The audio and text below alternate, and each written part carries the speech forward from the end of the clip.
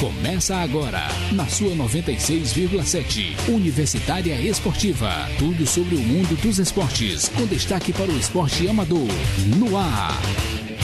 Universitária Esportiva.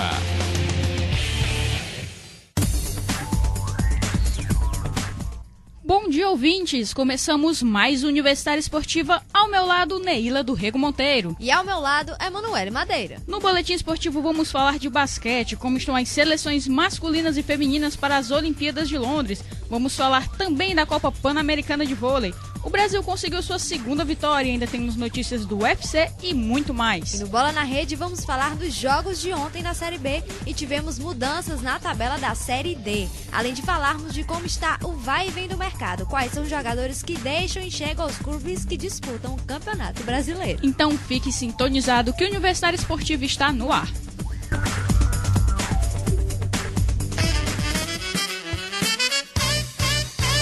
O escritor Enéas Barros lança nesta quarta-feira, 11 de julho, o livro Origens, um trabalho de pesquisa que aborda grandes fenômenos da história das civilizações. Durante o lançamento, haverá coquetel, exposição audiovisual, sorteios de livros e de camisas, além de atividade infanto-juvenil. Origens, a mais nova obra de Enéas Barros. Dia 11 de julho, às 7 da noite, na Livraria Entre Livros, na Avenida Nossa Senhora de Fátima, 1045. Apoio FM Universitária. Universitária Esportiva. Boletim Esportivo.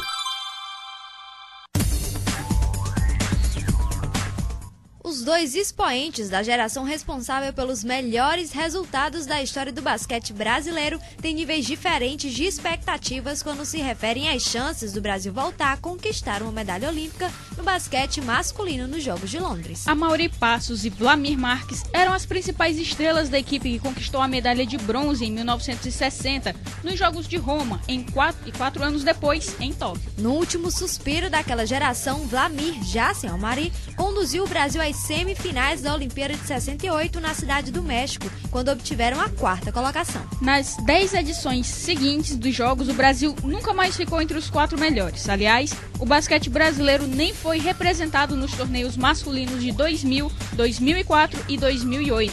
A obtenção da vaga no Pré-Olímpico de Mar del Plata no ano passado já representa um marco diante daquele cenário de maus resultados preexistentes. Vlamir, chamado de Diabo Loiro naqueles tempos, avalia que não há base para se fazer esse tipo de projeção. O basquete brasileiro nos últimos 15 anos não tem um passado, não forjou uma marca e não possui retrospecto. O Brasil levava quem estava disponível para jogar. Agora ninguém pode reclamar de nada. Temos um time e temos um técnico. Vlamir frisa que a presença de 4 jogadores da NBA no grupo brasileiro, Nenê, Leandrinho, Anderson Varejão e Thiago Splitter, tampouco indica por si só perspectivas de sucesso. Na opinião de Vlamir, o mundo inteiro tem jogadores da NBA hoje e os jogadores não são de decisão.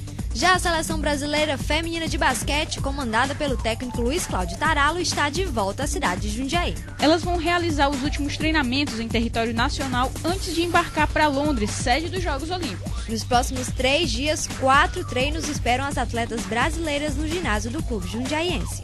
Na sexta-feira, dia 13, as jogadoras do Brasil viajam para Washington DC, nos Estados Unidos, onde vão realizar mais alguns treinos em um jogo amistoso contra a seleção norte-americana no dia 16. Ainda antes de chegar à Vila Olímpica, o Brasil faz mais alguns jogos preparatórios contra a França, a China e a Austrália entre os dias 20 e 22.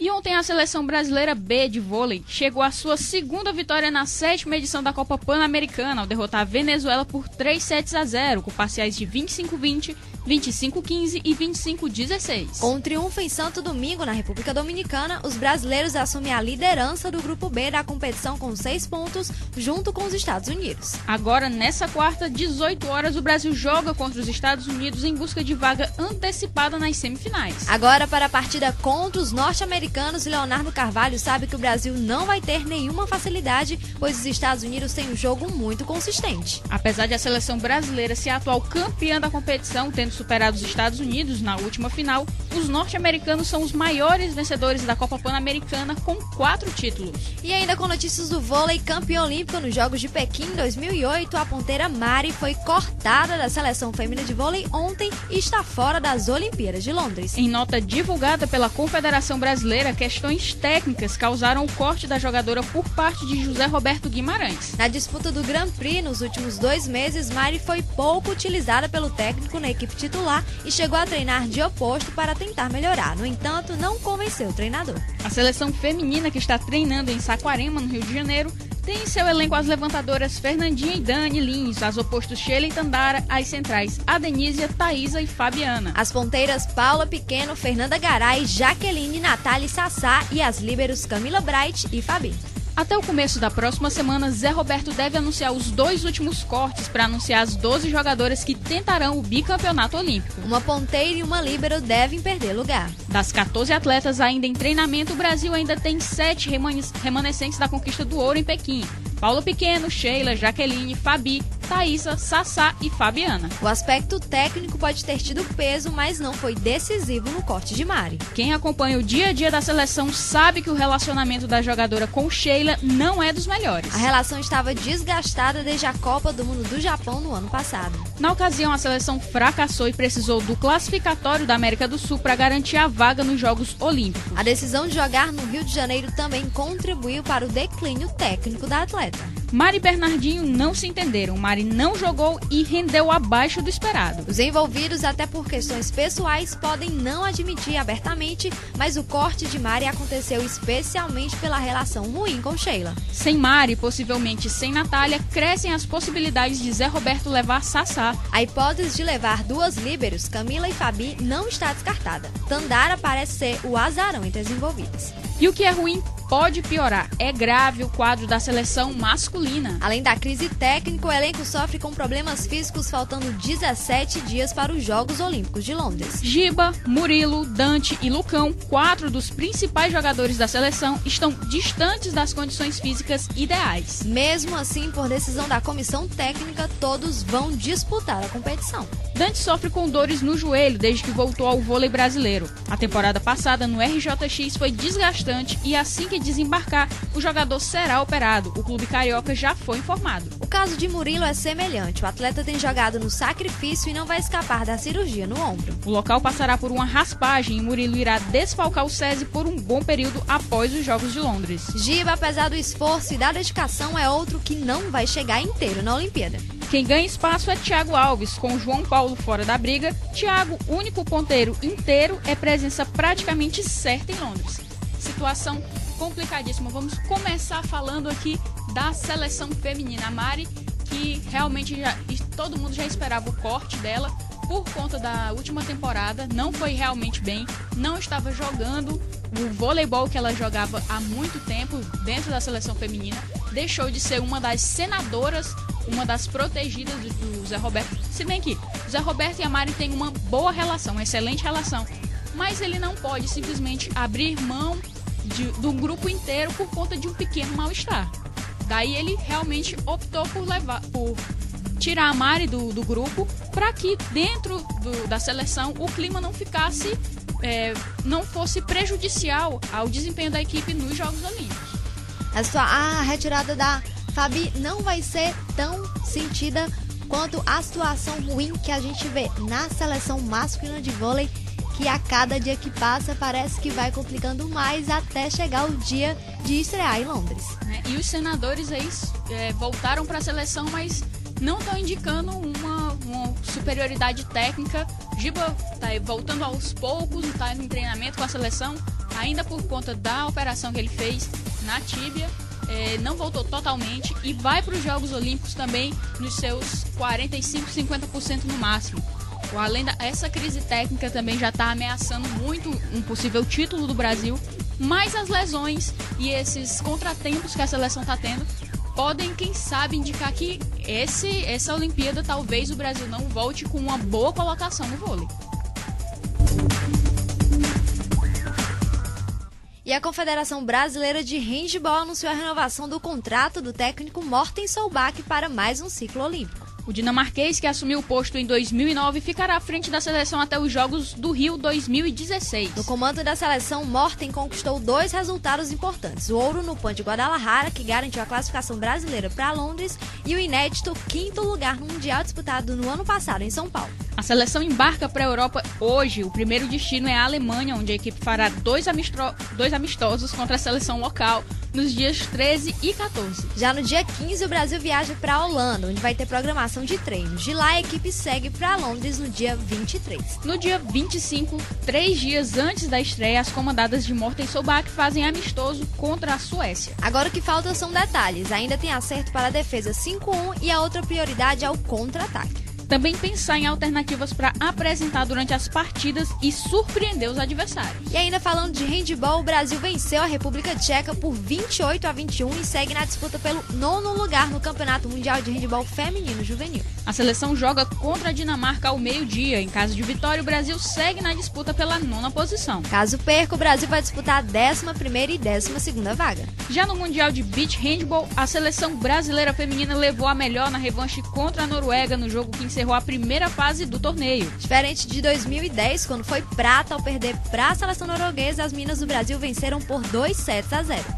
Mas os dois países estão classificados para a próxima etapa, que começa hoje. O Brasil foi o primeiro colocado do Grupo B com 10 pontos, invicto com 5 vitórias em 5 jogos. Hoje o time tem 2 jogos. Às 19h40 enfrenta o Uruguai e às 21h10 joga com a Croácia. E amanhã é a vez da seleção pegar a Dinamarca. O Mundial termina na sexta-feira. A seleção briga por seu 2º título no Mundial de Handebol de Areia. O primeiro título foi conquistado em 2006, quando a competição aconteceu no Rio de Janeiro. Já a seleção masculina não conseguiu passar invicta para a próxima fase. No último jogo, que aconteceu ontem, o time masculino perdeu para a Rússia por 2-1. Nos outros jogos, o Brasil venceu Omã, Bahrein, Austrália e Ucrânia. O time masculino pode conquistar o tricampeonato, conquistar um ouro no Rio em 2016 e na Turquia em 2010. Neila, você que é também uma fã de handebol. O Morten Solbach está vindo com uma boa campanha. Essa renovação do contrato é satisfatória para a seleção? O Morten é um dos melhores técnicos de handebol que a gente pode ter já hoje em dia. É um técnico muito handebol, fez um bom trabalho na Dinamarca, fez um bom trabalho na Áustria. Ele também, que era técnico do IPO, eu não sei se ele ainda está como técnico do IPO na Áustria, que é justamente o time das jogadoras do Brasil. A maioria, cerca de 11 jogadoras, são jogadoras do IPO, treinam na Áustria e de lá elas saem direto para a seleção. Então foi uma ótima renovação, foi uma ótima notícia. E o handebol feminino está aí só crescendo e a tendência é crescer mais ainda. A melhor classificação do Brasil foi justamente do ano passado, quando conquistou o 5º lugar na competição mundial, um feito que a gente não tinha ainda. O Brasil só ficava em 12º, 9º, 8º no último mundial e 5º lugar disputando com França, Noruega, Dinamarca, Rússia. Então é uma coisa realmente de destaque. O Morten Solbach foi um dos principais agentes para fazer o handebol do Brasil crescer aqui dentro. A gente tem ele vai passar por mais um ciclo olímpico e a gente vê na média de idade das jogadoras uma mescla muito grande entre jogadoras de 30 e 20 anos. As categorias de base estão acompanhando o mesmo ritmo, Neila? As categorias de base do Brasil, elas ainda oscilam um pouco. Óbvio que, principalmente no handebol de quadra, a gente percebe o ciclo ainda é a região sudeste. A Copa do Brasil de São Paulo está sendo até disputada nesse período já, tanto masculino quanto feminino.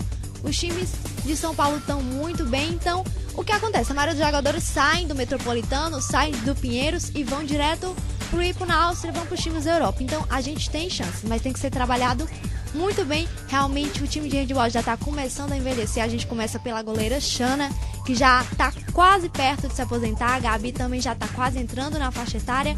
Mas eu acho que as meninas que ainda estão hoje, ainda dá pra aguentar ainda as Olimpíadas de 2016, mas ainda vai ter essa renovação, porque a gente tem muita gente boa. Tem as meninas que são do Maranhão, que também começaram agora. Tem a Maiara, que também é nova, que tá começando um pouco, participou agora dos primeiros jogos em Guadalajara e no Mundial. Então, daí o Brasil tem tendência só de crescer a partir de agora. o handball feminino, ele tem muito mais destaque que o handball masculino. Em quadra, com certeza. O handball masculino ainda é muito fraco, ele ainda tem que se desenvolver muito. Os jogadores também têm questão de desgaste, eles às vezes sofrem muitas lesões. A gente vê isso também no handball masculino, jogadores ficando fora por causa de lesões. Mas eu acho que dá pra conseguir crescer quando a gente conseguir passar da Argentina. Eu acho que já vai ser o nível a se comparar e dizer que o handball do Brasil tá muito bom. Agora, no handball de areia é diferente, as duas seleções são boas, mas o handball masculino é uma coisa incrível. Como a gente já mesmo viu, estão procurando o tricampeonato, o time que é muito bom. E destacando no handball de areia que a maioria dos jogadores estão sempre do Nordeste da Paraíba, principalmente sempre dando jogadores para a seleção brasileira em destaque. Vamos ver se o Piauí não consegue aí treinar um pouco o handball de areia, que não é muito praticado aqui, claro, porque não tem muitas áreas para ser treinado, mas quem sabe um dia a gente vai ter um piauiense na seleção aí de handball de areia. Ou quem sabe um dos meninos do Kaique Balduino não figuram aí na seleção de quadra de handball. Com certeza os meninos do Kaique Balduino, que tem um nível incrível, tanto é que eles foram pro Mundial representar o Brasil. O Kaique que tem várias bases de handball, então quem sabe um dia a gente não... Começando eles indo para o Sudeste, participar de grandes seleções de handball do Brasil, participar de uma Copa do Brasil e quem sabe um dia eles estarem em uma Liga dos Campeões agora disputando lá na Europa. E os atletas que compõem os revezamentos 4 por 100 metros do Brasil no atletismo viajam amanhã para a Europa para a última fase de treinamentos visando um bom desempenho nos Jogos Olímpicos de Londres. Tanto os homens quanto as mulheres se apresentaram ao técnico Katsuko Nakaya no domingo e estão fazendo um camping no estádio Ícaro de Castro Melo, no Ibirapuera, em São Paulo. E a equipe feminina aproveita a proximidade com o grupo masculino para se inspirar em busca de uma medalha em Londres. A meta de obter um pódio no revezamento, porém, não está tão distante. A equipe se classificou para Londres como a 9ª melhor do revezamento no ranking olímpico, mas apenas 33 centésimos acima da média da Ucrânia, que foi a 3ª da lista. Ranking que levava em conta a média dos 2 melhores tempos nos últimos 18 meses. No masculino, o Brasil chega a Londres um pouco mais bem posicionado no ranking, em 6º, com 12 centésimos de distância para a França. E em ambas as listas, Jamaica e Estados Unidos são insuperáveis, a não ser que haja falha. Porém, o grupo masculino já tem tradição no revezamento. Até o início dos Jogos, o Brasil estará em 3 competições. Primeiro na Alemanha, no domingo, depois em Cardiff, no país de Gales, dia 18, e em seguida em Amsterdã, na Holanda, no dia 21. Das 6 mulheres e 6 homens convocados para os revezamentos 4 por 100 metros do Brasil em Londres, a única que não vai viajar com o grupo na quinta-feira é Tamires Gilis. Mas isso porque ela está disputando o Mundial de Juvenis. Na terça, a jovem de 16 anos passou pela fase preliminar com o melhor tempo geral entre 46 velocistas, com 11 segundos e 56 centésimos. E Rosicléa Campos tornou-se conhecida do público, entre outras coisas, pela postura extrovertida que costuma adotar. Com bom humor, ela mesmo diz ser escandalosa. Só que os berros, incentivos e gestos terão que ser bem mais contidos em Londres. Por conta de uma regra relativamente nova no esporte, ela vai ter de se controlar durante os Jogos Olímpicos para não correr o risco de ser expulsa durante as lutas das suas pupilas. A regra em questão foi aprovada no fim de 2011 e entrou em vigor no começo desse ano. Basicamente, o técnico não pode se manifestar durante a luta, seja com o árbitro ou com seu comandado. Na reunião que decidiu a aprovação da regra, Rosicléa foi citada. Só que ela promete se segurar em Londres até certo ponto. Se acha que uma orientação sua pode fazer a diferença para uma de suas pupilas, ela promete esquecer a regra e voltar ao estilo antigo. Muitas vezes o técnico, no gesto ou em uma palavra, pode mudar o resultado de uma luta. E a orientação é clara, é que se for necessário que se sacrifique o técnico em vez da luta. Nessa questão, o técnico ele até pode falar, mas ele só pode falar quando o juiz der o mate, que é quando o juiz para a luta para que os atletas se levantem e recomece no Hajime, que é a ordem de início para o recomeço do combate. Quem nunca assistiu uma competição de judô e não viu a Rosicléa na beira ali, desesperada, gritando o tempo inteiro, até a luta terminar, ela tá gritando, dando instruções para os lutadores. A Rosicléa que foi muito emblemática no PAN do Rio de Janeiro, em que ela fazia um espetáculo à parte ali na área técnica. Agora nós temos, além da Rosicléa, o Expedito Falcão, técnico da nossa judoca Sara Menezes, que vai como auxiliar técnico da Rosicléia, do time feminino. Caso a Rosicléia não consiga se segurar, o Expedito vai estar lá pertinho para poder passar as instruções. Mas o Expedito também não ele não é tão comedido assim. O Expedito é muito emocional e ele é muito de sentir o clima da luta naquele momento. Ou seja, o risco é de ter os dois expulsos. Pelo menos as meninas, elas vão saber o que fazer lá na hora da luta. E as derrotas para o compatriota Johan Blake nos 100 e 200 metros fizeram o futuro desempenho olímpico de Usain Bolt passar a ser questionado. Rick Sims, agente do corredor, garante que Bolt estará em plena forma nos Jogos. Segundo Sims, Bolt sentia dores no músculo posterior da coxa quando competiu na seletiva jamaicana em Kingston. Fato que impediu o campeão olímpico de dar seu máximo na competição. Mas o agente garante que Bolt, de 25 anos, já está curado do desconforto que o incomodou em sua última competição oficial. E ainda no atletismo, a russa, queridinha da nossa produtora Nária Macedo, e Eleni Zimbaeva conquistou a medalha de ouro ontem no meeting internacional de Sotreville, na França, com um salto de 4,75 metros. Foi a primeira competição da atleta do salto com vara em pista descoberta esse ano. A medalhista de prata no torneio foi a britânica Holly Blaisdell, que ficou quase meio metro abaixo da representante do leste europeu, com 4,30 metros. Logo na primeira tentativa, Zimbaeva conseguiu cravar a marca suficiente para subir ao lugar mais alto do pódio. Apesar da conquista, o desempenho está longe do recorde da russa de 30 anos de idade, que é de 5,06 metros. É a fase final da etapa preparatória de Eleni Zimbaeva para a disputa dos Jogos Olímpicos de Londres. E quem sabe aí Fabiana Müller não consegue bater esse recorde dela. Lembrando que na Liga Diamante do ano passado, Eleni Zimbaeva não conseguiu atingir e a Fabiana Müller foi a campeã da Liga Diamante no ano passado. As duas que estão sempre disputando aí os recordes, vamos ver se a Fabiana consegue mais uma vez bater a Zimbaeva. E vamos ver se nessa Olimpíada não acontece nenhum incidente com o material da Fabiana Müller. Que ninguém soma com nenhuma vara, pelo amor de Deus.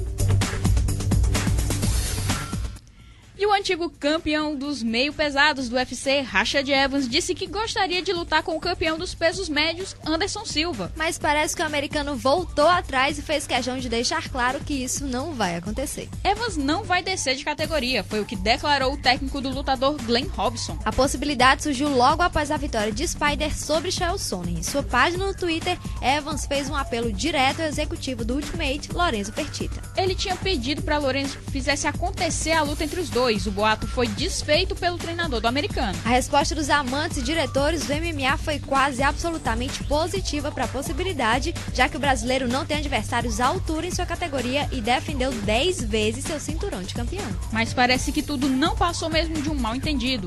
Evans vinha de 4 vitórias seguidas no Ultimate até perder para John Jones no UFC 145. O americano luta desde 2004 e está com 32 anos. Foi o campeão de sua categoria, os meio pesado, quando venceu Forrest Griffin no UFC 92. Mas a alegria durou pouco e em sua primeira derrota na carreira perdeu o cinturão para o brasileiro Lyoto Machida quando foi nocauteado no segundo round. Seria uma boa luta de se ver Rashad Evans versus Anderson Silva, mas eu acho que realmente o peso médio não é pro Rashad.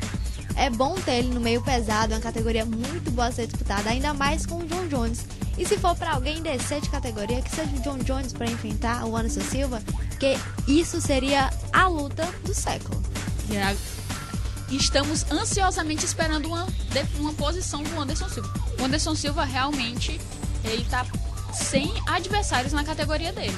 Falando justamente da questão de adversários, pode ser o adversário hoje. A gente vai falar que hoje em São José, tem nos Estados Unidos, vai acontecer mais uma edição do Ultimate Fighting Championship. Após toda a expectativa para a edição do 148 do torneio, dessa vez os menos badalados Mark Munhoz e Chris Weidman entram no octógono para fazer a luta principal do UFC On Fuel TV 4. Ambos os lutadores são considerados possíveis desafiantes ao cinturão dos médios do UFC, que pertencem a Anderson Silva. O próprio Mark Munhoz já avisou, caso vença o combate de hoje, pedirá uma luta pelo título. Mas a parada vai ser dura para o americano. Chris Weidman ainda está invicto no MMA. São 8 vitórias em 8 lutas. Na última delas, ele levou a melhor diante do brasileiro Demian Maia em janeiro desse ano. Outro atrativo do evento dessa noite fica por por conta da grande participação brasileira no card. No primeiro combate da noite, o peso médio Marcelo Guimarães, o Magrão, faz sua estreia no octógono mais famoso do mundo contra o americano Daniel Stitgen.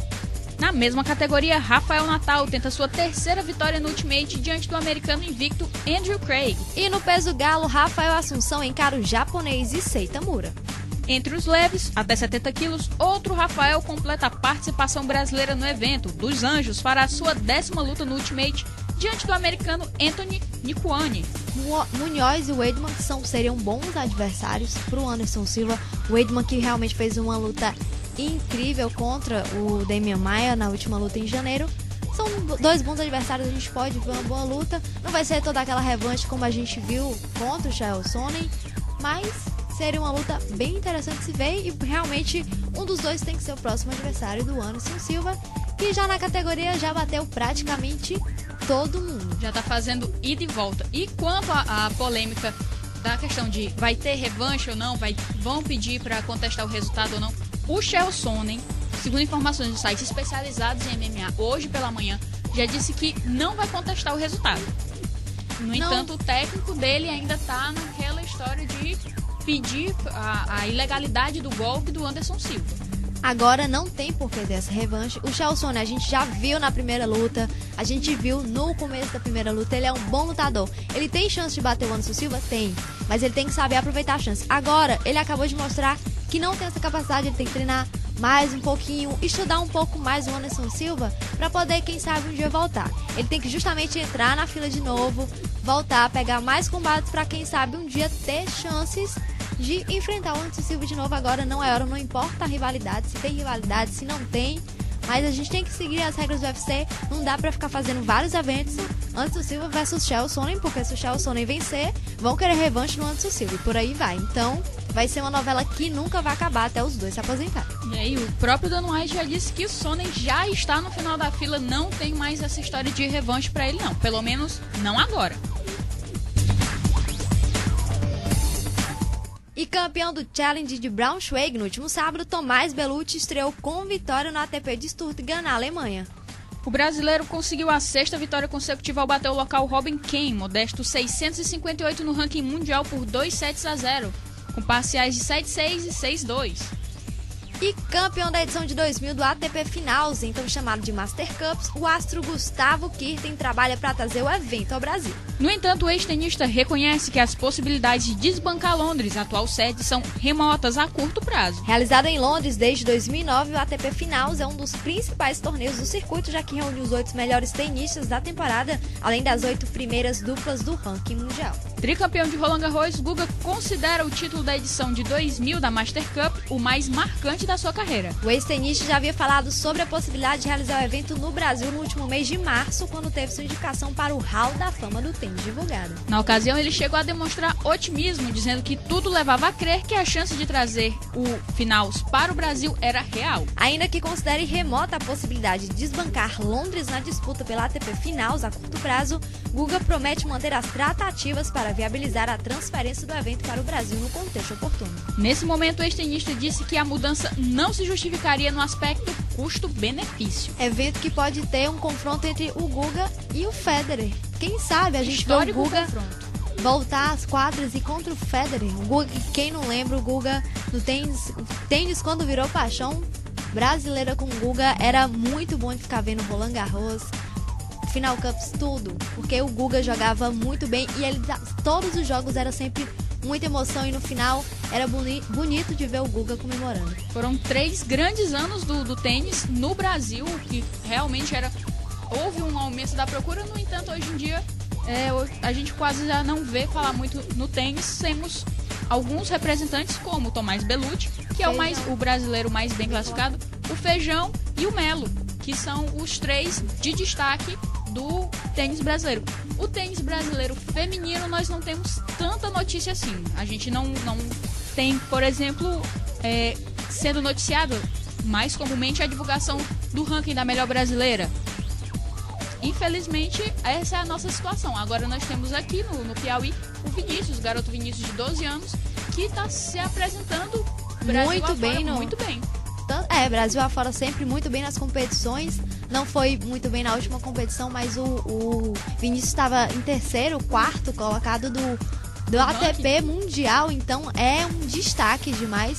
Mais um pequeno brasileiro, piauiense aí, quem sabe a gente vai ver aí já disputando grandes competições daqui a alguns anos. Universitária Esportiva volta já.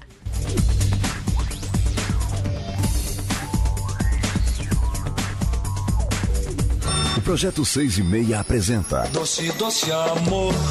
Gerry Adriane Banda, nesta quinta-feira, dia 12 de julho, às 18h30, no Teatro 4 de Setembro. Não perca o cantor Gerry Adriane e Banda no Projeto 6 e Meia, dia 12 de julho, às 18h30, no Teatro 4 de Setembro. Artista convidada, Soraya Castelo Branco. Informações 3222-7100, 9974-1937. Apoio FM Universitária. Tanto faz que eu vivo.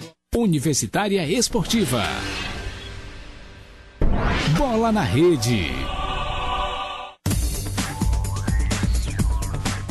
E atuando diante da sua torcida, o Guaratinguetá não decepcionou como vinha acontecendo nos últimos jogos e derrotou o Asa pelo placar de 2-1, encerrando um jejum de 7 rodadas sem vitória e conquistando a segunda vitória em 10 rodadas. Os gols do Guará foram marcados por Marcinho aos 7 minutos da primeira etapa e João Paulo aos 33 da etapa final. Entre os dois gols, Gaúcho chegou a empatar a partida para o Asa em gol de pênalti aos 24 do segundo tempo. E com o resultado conquistado em seus domínios, o Guaratinguetá sobe para 8 pontos no campeonato, com campanha de 2 vitórias, 2 empates e 6 derrotas. Já o Asa continua com campanha extremamente irregular na Série B do Campeonato Brasileiro e estaciona nos 10 pontos com 3 vitórias, 1 empate e 6 derrotas. E o Vitória teve que suar bastante para conseguir mais um resultado positivo na Série B do Campeonato Brasileiro. Atuando no Barradão, a equipe baiana superou o Paraná pelo placar de 4-3 em duelo movimentado, válido pela 10ª rodada. Com o triunfo em casa, o Vitória chegou aos 22 pontos na tabela, empatando na vice-liderança da Série B com o América Mineiro. E ainda falando de Série B, o Atlético Paranaense quebrou a sequência negativa na competição e deu a primeira vitória ao técnico Jorginho no comando do time. 1-0 diante do Ipatinga, com gol marcado no comecinho da partida. Mas o resultado foi importante para o rubro-negro, que saltou para a 12ª colocação com 11 pontos, deixando o adversário afundado na zona de rebaixamento com apenas 4 pontos. O Atlético Paranaense abriu o placar com o maestro Paulo Baier, que aos 8 minutos, mostrando oportunismo, aproveitou o rebote do goleiro para empurrar a rede. Depois do intervalo, o ritmo caiu demais e as equipes não mostraram força alguma para chegar ao gol. Na próxima rodada, o Atlético Paranaense recebe o ABC no sábado, novamente no Gigante de Tiberé, em Paranaguá. Já o Ipatinga volta a campo na sexta-feira para encarar o Grêmio Barueri no estádio João Lamego, em Minas Gerais. E o que é o Atlético Paranaense sem o Paulo Baier? Nada, né? Paulo Baier, que já deu demonstrações de que idade com ele não tem vez. O Paulo Baier, que já era considerado um jogador velho em declínio de carreira no Palmeiras, quando jogou em 2009, 2010, antes de se transferir para o Atlético Paranaense, onde ele está hoje, e já era um monstro ali na área dele. O Paulo Baier é como o Basílio, que também jogou Palmeiras, Vasco. Idade com eles não tem essa questão não, nem idade nem lesão. Poucas vezes o Paulo Baier se lesionou no campeonato. E vamos continuar falando de Série B. Avassalador no estádio Heriberto Russo. O Criciúma chegou a abrir 4-1, mas levou um susto ontem. Mesmo assim, conseguiu passar pelo Boa Esporte por 4-3. Matheus Ferraz, aos 30 minutos, abriu o placar para os catarinenses. 10 minutos depois, o Boa chegou ao empate com Vanger. No entanto, o Criciúma voltou bem do intervalo e praticamente decretou a vitória com 2 gols de Zé Carlos no primeiro minuto e aos 15 da etapa final. Kleber fez o quarto aos 32 do segundo tempo e deu indício de goleada em Santa Catarina. Mas já diminuiu para os visitantes aos 40 da etapa final e Petros fez o terceiro do Boa. Essa foi a 6ª vitória do Criciúma em 6 jogos em casa na Série B. Com esse resultado, o time catarinense vai aos 25 pontos e fica na liderança isolada. Mas o América Mineiro pode chegar à mesma pontuação se vencer o Goiás na sexta-feira no término da rodada. Rodada da Série B que ontem foi excelente. 2 resultados de 4-3, mais 1-0, mais 2-1. Foi uma rodada completa, uma coisa que a gente não vê na Série A. Não está vendo esse ano na Série A. Realmente a Série B, desde que começou, ela está vindo com bons jogos. E essa disputa pelo primeiro lugar que está indo desde a primeira rodada entre o América Mineiro, o América de Natal, que agora tá se distanciando um pouco depois das duas últimas derrotas, tá deixando um pouco, quase deixando o Vitória entrar no G4, e o Criciúma tá uma coisa bonita de se ver. E vamos esperar aí pra ver. Tá difícil ver quem é que vai estar no próximo ano na Série A do Brasileirão. A disputa pelo G4 e pelo Z4 tá incrível, simplesmente incrível. A movimentação no meio da tabela também não deixa a desejar a ninguém. O campeonato Série B tá muito melhor, pelo menos nesse início, que o próprio Brasileiro Série A. Mal começou também a Série B, a gente já sabe que pelo menos quem é que vai cair, porque o Barueri... Tá difícil, tá complicado. O Barueri, que desde que começou o campeonato não saiu da 20ª posição. Mas se for por isso, nós temos aí o exemplo da Série A, que Palmeiras, Corinthians, Santos figurou lá pelos últimos, estão começando a jogar vão agora. Estrear agora. O Palmeiras estreia depois do jogo de hoje, o Corinthians já estreia hoje, porque tem jogo hoje do Campeonato Brasileiro. A gente vai falar já sobre esse jogo. E a Confederação Brasileira de Futebol adiou o jogo entre Comercial e Santos do Amapá pela 4ª rodada do Grupo 2, A2, do Campeonato Brasileiro da Série D. O jogo aconteceria na próxima segunda-feira, dia 16, e foi adiado para o dia 8 de agosto. A mudança aconteceu pela ausência de voos disponíveis para a viagem do time piauiense se deslocar até Macapá. Além do jogo entre Comercial e Santos, a CBF também alterou as datas dos jogos entre Araguaína e Misto, do dia 16 de julho para o dia 8 de agosto, e Santos e Misto, do dia 6 de agosto para o dia 5. Ambos também pela ausência de voos disponíveis para a viagem dos times visitantes. Agora o Comercial só volta a campo no dia 29 de julho, quando recebe o Santos em Teresina, no estádio Albertão, pela 6ª rodada da competição. Essa é a única... É um dos problemas da Série D, é justamente essas longas distâncias que os times têm que percorrer, porque é principalmente Norte e Nordeste.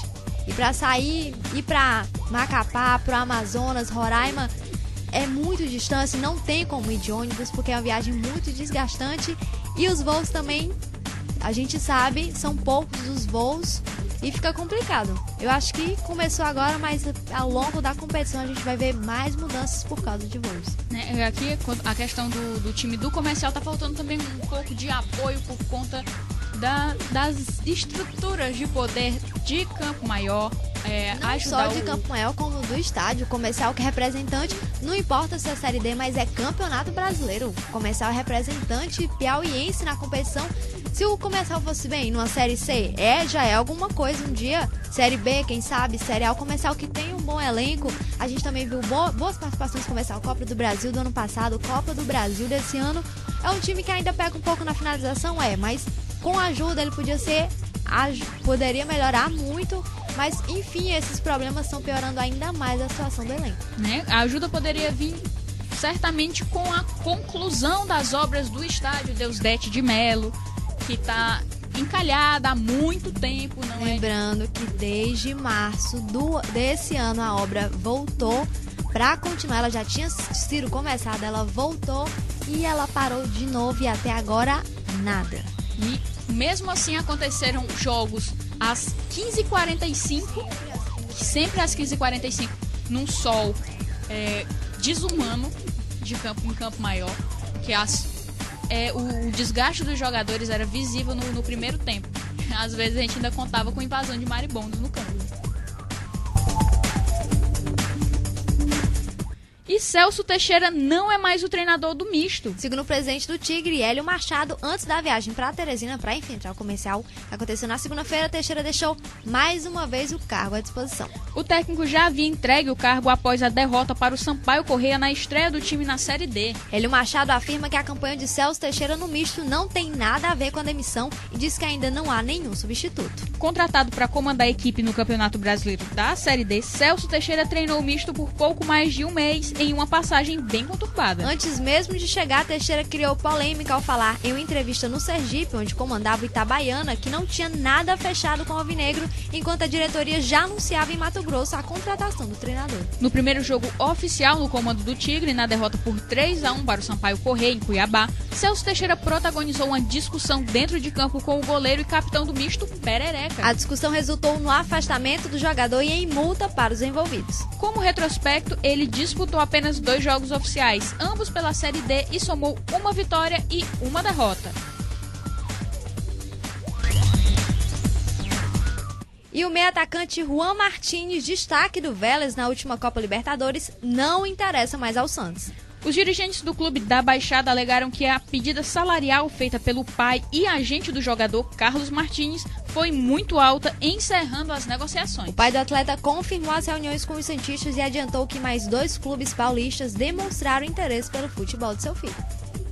Mais crise no Santos. E o volante Dudu Cearense, afastado do Atlético Mineiro desde a 3ª rodada do Campeonato Brasileiro, está próximo de acertar sua saída do clube mineiro. O jogador está acertando rescisão contratual amigável com o time mineiro.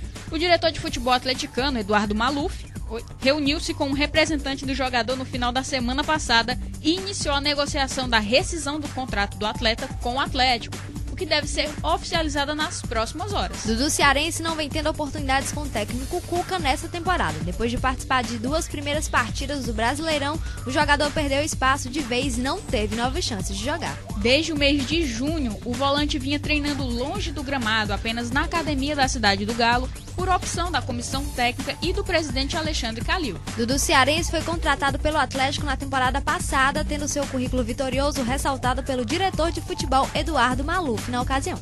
Mas com dificuldades para entrar em forma física e sem sequência de jogos, o atleta perdeu espaço e não se firmou.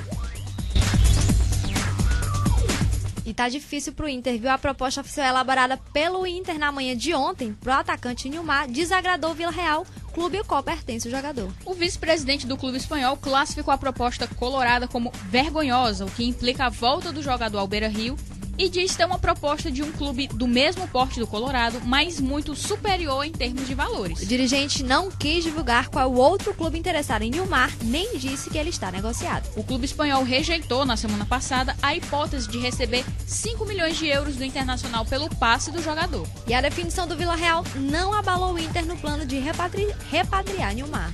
Pelo contrário, o Colorado enxerga na postura espanhola uma estratégia de negociação. Que pelo sim ou pelo não surtiu efeito. Uma nova proposta vai ser encaminhada. Cria do Beira-Rio, o atacante de 28 anos tem salário acertado com o ex-clube e já reafirmou seu desejo de retornar a Porto Alegre. De acordo com Orlando da Hora, a tratativa do Internacional pode ter uma definição ainda nesta quarta-feira. Tudo pela posição adotada pelo Vídeo Real e também o interesse de outros clubes no atleta.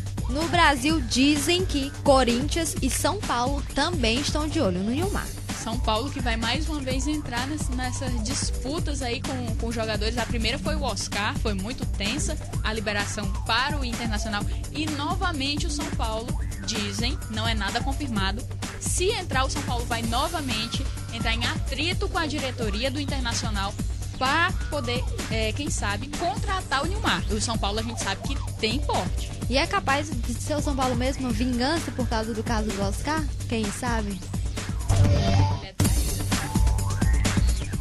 E em sua apresentação, Ney Franco definiu Fernandinho como um jogador raro e difícil reposição. Mas os elogios não evitaram a saída do atacante. A Traffic, dona da maior parte dos seus direitos econômicos, acertou com o São Paulo a negociação do jogador para o Al Jazeera dos Emirados Árabes Unidos. O agora ex-camisa 12 do tricolor já treinou em clima de despedida, apareceu na piscina do CT da Barra Funda, onde os outros atletas treinavam, dando um forte abraço em Jadson e William José. Claro que não foi possível ouvir o que eles diziam, mas pelo jeito era uma notícia em despedida. Mas Fernandinho participou normalmente do primeiro treino de Ney Franco no campo. Os trabalhos devem ser os seus últimos pelo clube que defende desde janeiro de 2010.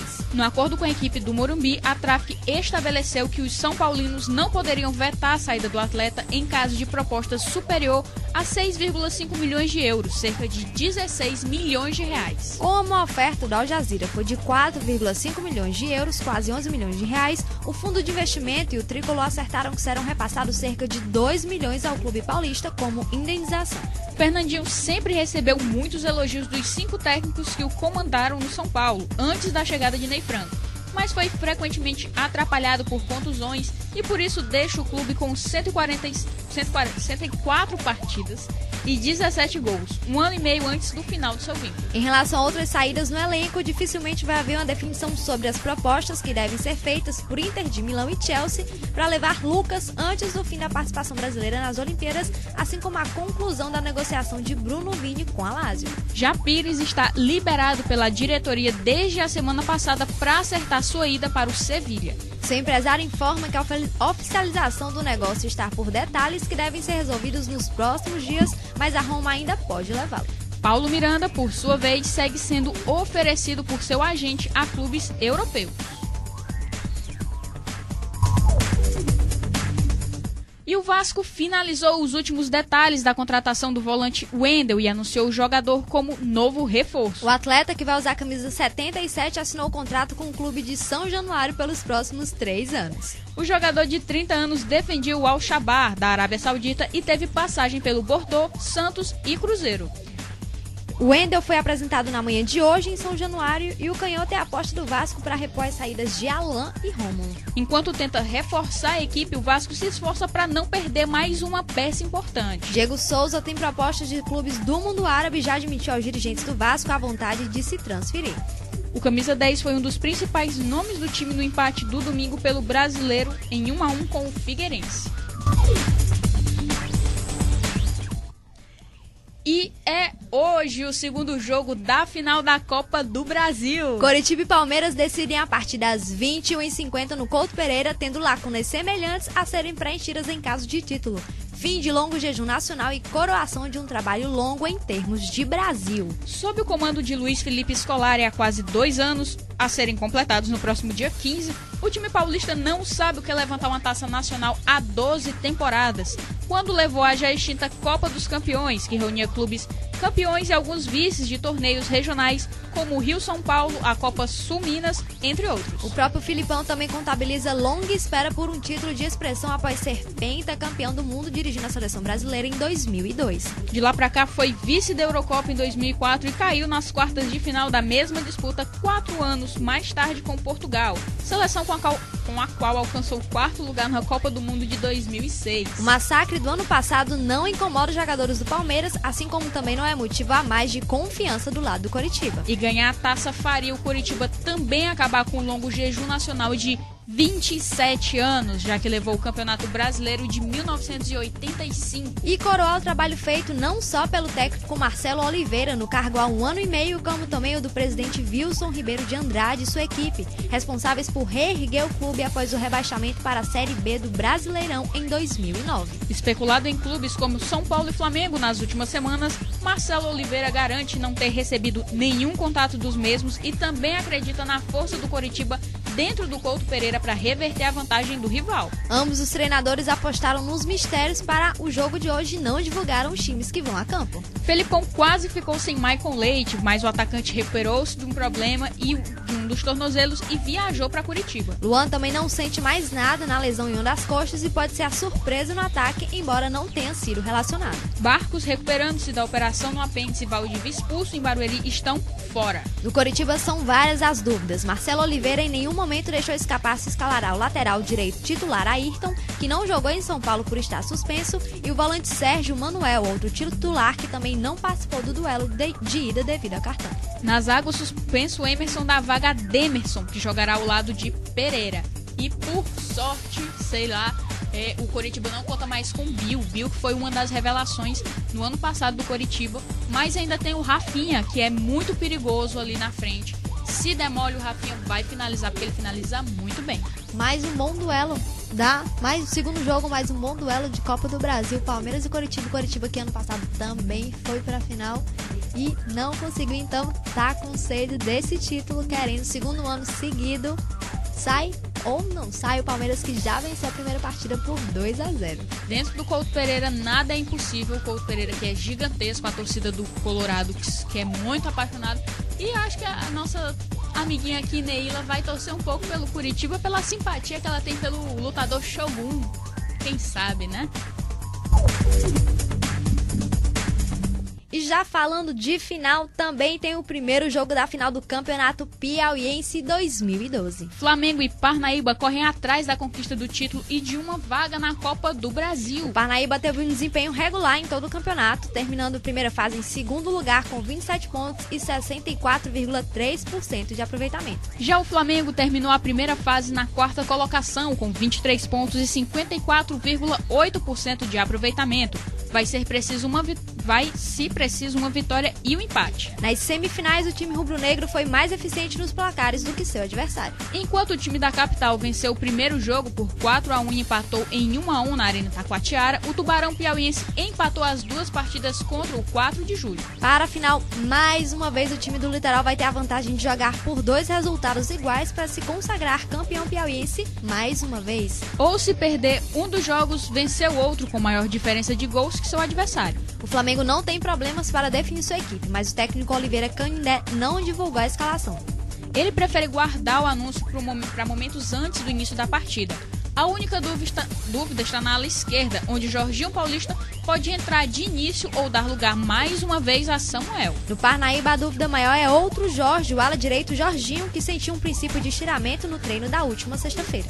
Renatinho, que foi julgado pelo TJD, foi absolvido e está à disposição do técnico Moroni. Um bom jogo hoje, Lindolfo Monteiro às 20 horas, o jogo hoje, primeiro jogo da final, segundo jogo que acontece domingo, lá no estádio Monsanto, e vamos ver quem é que vai sair na frente ou se não vai sair. Parnaíba, que já está em vantagem por ter passado na primeira fase justamente em segundo lugar, então ele tem vantagem na questão do resultado dos jogos. E esses jogos da final do Piauí estão merecendo sim, vir com goleadas, não só se forem resultados iguais, que sejam resultados iguais assim, uns 3-3, 4-4, porque é uma boa disputa. Os dois times estão vindo muito bem no campeonato inteiro. Eles mostraram isso e enfim chegaram à final. O Flamengo veio com o time todo acertado, o Parnaíba, que já está com o time muito bem acertado desde a primeira rodada do campeonato. E o outro jogo de hoje é Campeonato Brasileiro, o jogo atrasado, Corinthians e Botafogo. Um jogo atrasado por causa da Libertadores. Hoje o Corinthians também vai receber, antes do jogo, a taça de campeão da Libertadores. Depois do jogo, Corinthians que não vai muito bem pro jogo de hoje. Falando do jogo de hoje, Tite tem muitos desfalques. As ausências entre os titulares ficam por conta dos atacantes Emerson e Jorge Henrique machucados. Assim, Romarinho e Elton voltam ao time. Além deles, Paulo André aparece entre os titulares na vaga do negociado Leandro Castan, que se transferiu para o Roma. Do lado do Botafogo, o autor de 2 gols na última partida, Cidinho, ganhou moral e uma nova chance de Oswaldo de Oliveira no time titular. Com isso, a principal mudança é a entrada de Felipe Gabriel no lugar de Vitor Júnior no meio-campo, que ainda não foi liberado para estrear. Elkson segue jogando improvisado no ataque, já que Rafael Marques, que veio do Omídia Ardija, ainda não assinou contrato. E Marcelo Matos continua no departamento médico. O volante se recupera de uma lesão no pubis e ainda tem o Jadson, que também está suspenso por conta do terceiro cartão amarelo. Botafogo que agora só tem um atacante, o Elkson, um atacante improvisado, e não tem mais nenhum atacante também no banco de reservas. Tá uma situação complicada, né? A gente vai ver. Mas, já aproveitando para falar do Botafogo, o destino do Jobson ainda está indefinido. Falando isso, o Jobson, a gente deu a notícia ontem, pediu rescisão do contrato com o Barueri. O Botafogo foi pego de surpresa, o técnico Oswaldo de Oliveira também, e o Botafogo já disse, ele não autoriza a rescisão do contrato. O Jobson não volta do Botafogo. Se ele quiser continuar jogando, ele que fique lá no Barueri. O que aconteceu com o garoto aqui, o Luiz Henrique, também queria voltar no Ferroviário, se não me engano, do Ceará, e não foi autorizado a voltar. Claro, o Jobson tem contrato com o Botafogo até 2015, então por isso o Botafogo ainda tem algum controle sobre ele. A notícia que a gente não deu foi que o Rogério Ceni pode estar voltando já para o São Paulo e pode estrear nesses jogos, pode ser dia 22, dia 25, o mais provável é que seja no dia 29 contra o Flamengo. Para quem não gosta dos hermanos aí, o Maradona também foi demitido do time da Arábia Saudita. O presidente disse que depois da fraca campanha que ele teve no time, não quer mais o Maradona por lá. Quem sabe o Maradona não aparece aí no Flamengo da vida, né, não, Ricardo Souza? Falando de Maradona, vamos falar de Riquelme, gente, oficial, tá? O Riquelme ontem se despediu do Boca Juniors, o Boca Juniors sentou, ele falou que não ia continuar jogando pelo Boca Juniors. Então, times brasileiros, Flamengo, Cruzeiro e qualquer outro time aí, Riquelme está disponível. Vamos encerrar que o programa chegou ao fim.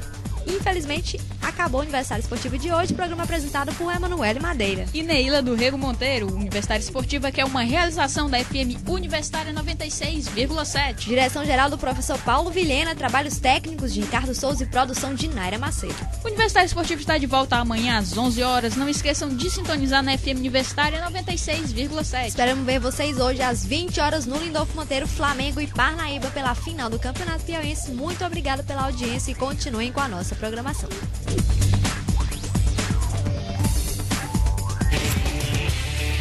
Você ouviu Universitária Esportiva. Obrigado pela audiência e continue na nossa programação.